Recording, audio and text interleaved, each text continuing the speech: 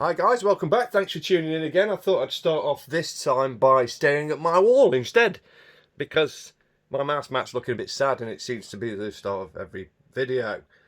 I wanted to start this one off by saying thank you to GameZone Birdroom for suggesting that I bring my Dreamcast out of the dark ages and plug it into a modern TV with something a bit better. So I bought myself a nice cheap HDMI converter, as my Arcade Racing Legends footage could have been better. So hopefully this will improve that. We'll get it plugged into the Dreamcast and see what it can do. I've got plenty of old games and old game saves, oddly enough, that I'm really curious to look at from years ago. So let's open this up, have a look what we get, plug it in and play some old save data. So now I've dispensed with that horrible bit of sellotape, let's pop it open and see what we get. We get a lovely multi-language manual for plugging a cable in. So be careful guys, if you don't know how to plug a cable in, this will tell you how to plug a cable in. It's very important you read this, it's vital. It's gone. It's gone. So also in the box we get what we actually purchased is the upscaler or HDMI converter itself. This one requires no power, so usually in my experience these things require powering in some way. But so we'll see how that turns out. Also in the box we have a beautiful HDMI lead, which I probably won't use because I've got millions. So let's just plug this in. What I want to do, really what I wanted to do in the beginning, was visit some of my old game saves. So I'm going to pull out some of the games I know I've got saves on my VMU for. I'm especially interested to see how I dealt with this back in the day, as I still do play Phantasy Star now. So I'll be able to load this up and go, did I know what I was doing? But there's plenty to go through, so we'll get it plugged in and have a quick look through, and hopefully we'll have some fun playing some Dreamcast games, guys. Oi, you're going to behave. I'll let you out if you behave. None of the usual nonsense you hear. Otherwise, I'm putting a padlock on this. Yeah? You coming out? You going to behave? Not going to bite? Not going to be a knob? Okay, come on. Alright, come. Dreamcast. With your Dreamcast being a pain in the arse like mine is, constantly interrupting you with silly noises and being a general shit. Well, teach your Dreamcast a lesson.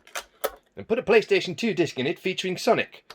This will instantly discipline your Dreamcast, enabling you to do anything while it is stunned.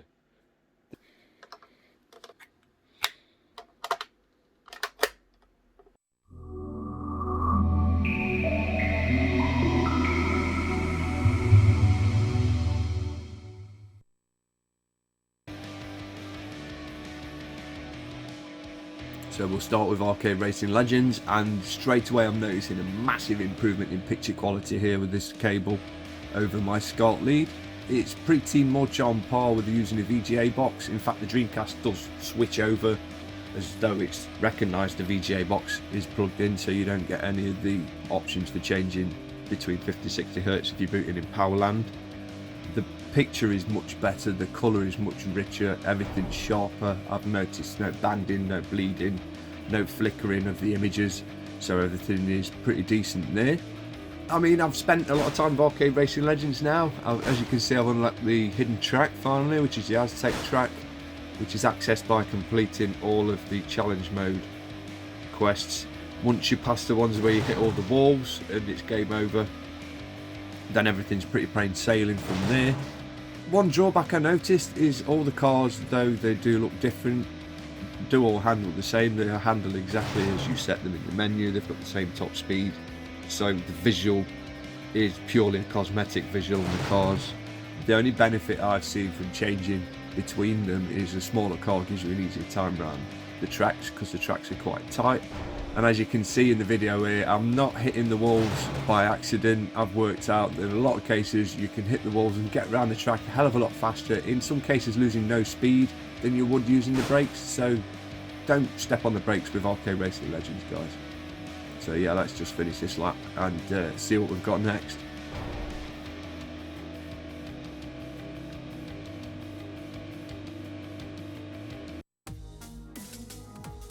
Right, so next up we've got Soul Calibur. Let's check this out. I've still got the top row of secret characters unlocked, which is a time-consuming thing if you've not played this before, having to complete arcade mode through with each character in turn to unlock the next secret one.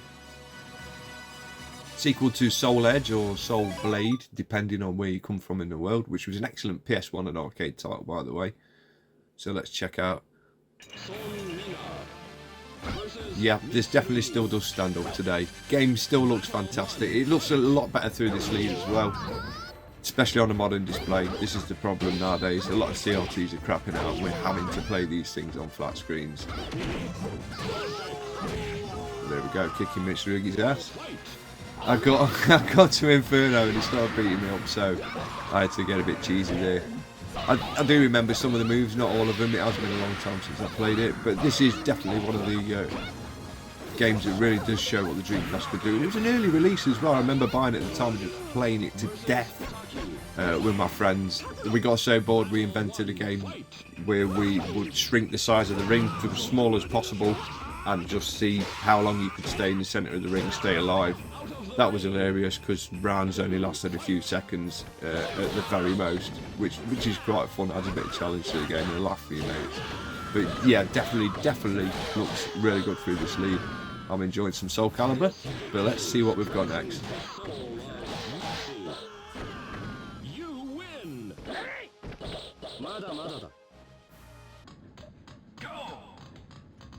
Next up, bit of Power Stone 2 action. This game was absolutely crazy in the day with 4 of you sat around a Dreamcast just kicking the crap out of each other. It was always a good laugh with your mates as well at the time. As you can see here, it looks beautiful. Everything's nice and sharp and colourful. Nothing's really bleeding through. The game doesn't look horrendous. It's a massive improvement over the SCART lead. I can't fault anything we've played so far. This game was crazy. As you can see, they're doing a giant fireball. What you have to do is collect 3 of the Power Stones on the stage, and then you can launch a special attack once you've turned into like your super form almost. Once the bar's gone, the stones are released and you've got to pick them up again to do that. The stages are quite organic as well. They evolve around you. As you can see, the lift's going up on this one, and I think you fight all the way up into space, just kicking the crap out of each other as you go. There's stages in the desert where you fight a giant 4-legged robot and you sort of have to break its legs and then destroy the top piece of it. There's a level where you do some skydiving and you're fighting on the way down over an umbrella so you don't crash at the bottom. This game was insane. So if you do like your Capcom beat 'em ups, this is definitely on the list. And if you just like mad beat 'em ups, this is definitely a good one to have. It's just crazy. It's insane all the way through. Even if you're playing it on your own, there's still 3 other opponents you've got to watch your back for. So Power Stone 2, definitely worth it.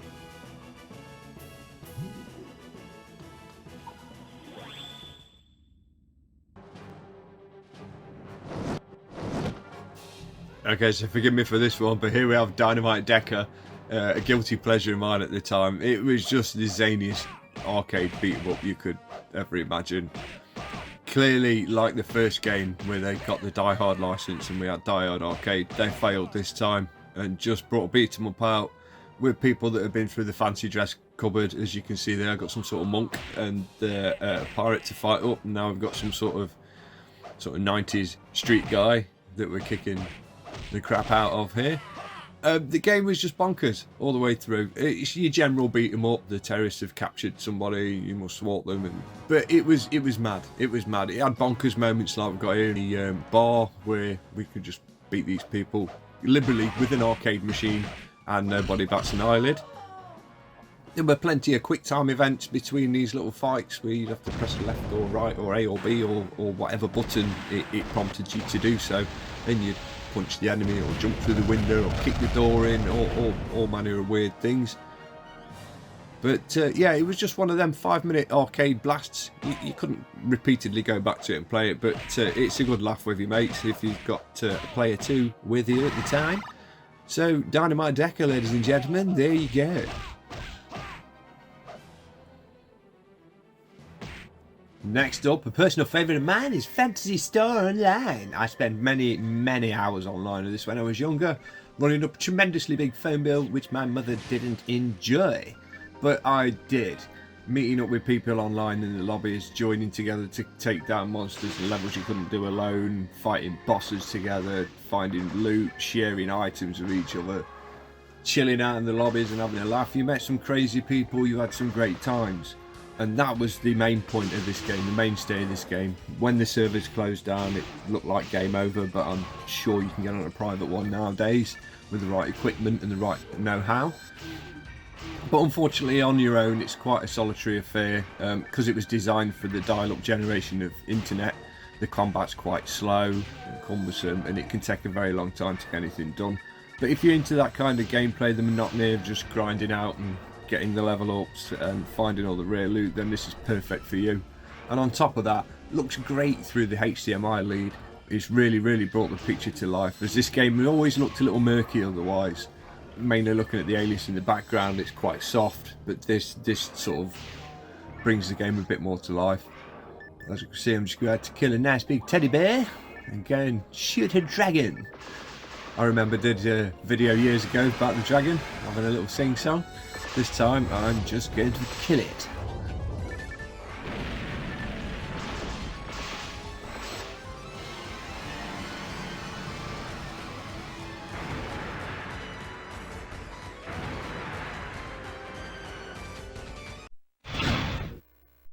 So there we have it. We've got 5 games tried out. All games look pretty damn good, if you ask me, as an upgrade from the SCART lead. My only reservation with the HDTV connector for Dreamcast was that it was rather tough to insert into the back of the console, but as my Dreamcast liked it, then it's okay. It's not a bad point, I guess. But if you don't like that on your system, this is quite tough to insert into the back of the machine. Then try something different, but that is the only gripe. The image quality was improved.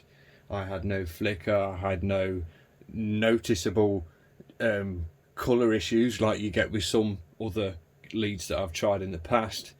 It is pretty damn good for the money, and I got it from the E of Bath for about 20 quid, so pretty inexpensive way of displaying it on a modern TV as well. And I don't know about you guys, I ain't got room for a CRT as much as I'd love to have these all on one, and the SCART lead just don't cut it anymore, as most modern tellies don't even have the port on them. So we need this for all our retro machines. Roll on one for the Sega Saturn is all I say. I'm going to start looking for one of them straight away. But big thanks to GameZone Birdroom, who suggested this to me in the first place. Nice one, dude. Really appreciate that.